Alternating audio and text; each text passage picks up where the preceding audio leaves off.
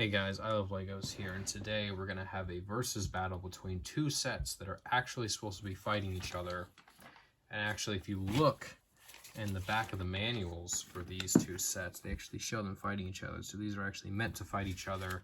We have the 2010 Mandalorian Battle Pack and this 2010 Clone Battle Pack. And we're going to be ranking these two against each other.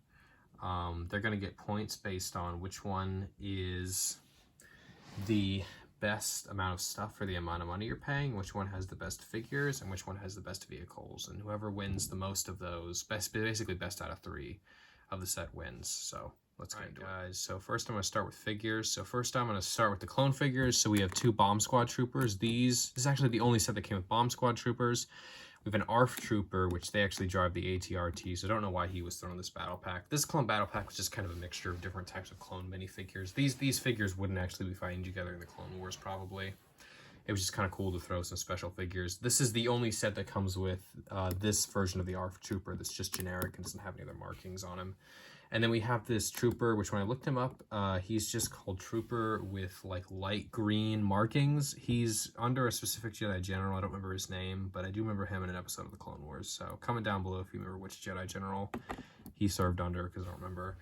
And so he only comes in the set too. So it's pretty much all exclusive minifigures. And then you have the 4 generic Mandalorian figures, which were pretty much also exclusive to this set. This was the first set that came with Mandalorian figures that other than Boba Fett or Jango Fett before. And I think that these figures there was like one that came in one other set ever of this specific type of Mandalorian, this older version of the Blue Mandalorian Deathwatch figures. So that was cool. But I think for this one, surprisingly, I'm actually going to go with the Mandalorian figures because I think these look really dope with their jetpacks. The heads look really cool.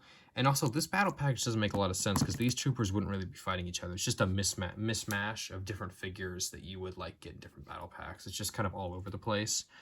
So I don't love that as much. I kind of like this one, even though they're all the same. So I'm going to give 1 point to them. But then now we have the vehicle points, which the vehicles, so this does not count. So the vehicles, I'm going to let this turret cannon count as it's a structure. I'm going to let it count as a vehicle.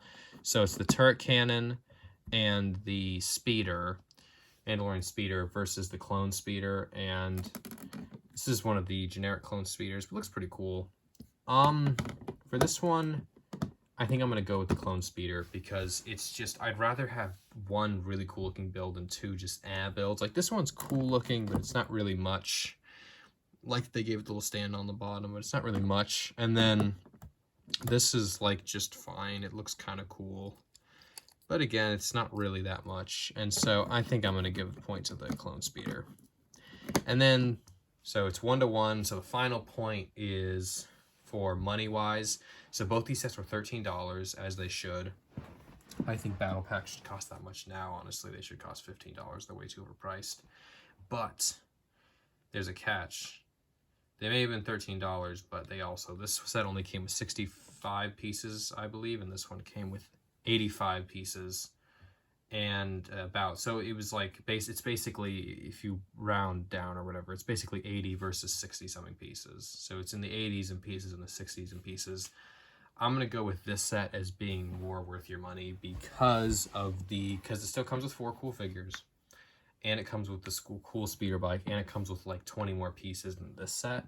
And this set just doesn't come with a whole lot other than like the figures. So this set wins for the versus. So comment down below which set you think should have won, and like and subscribe.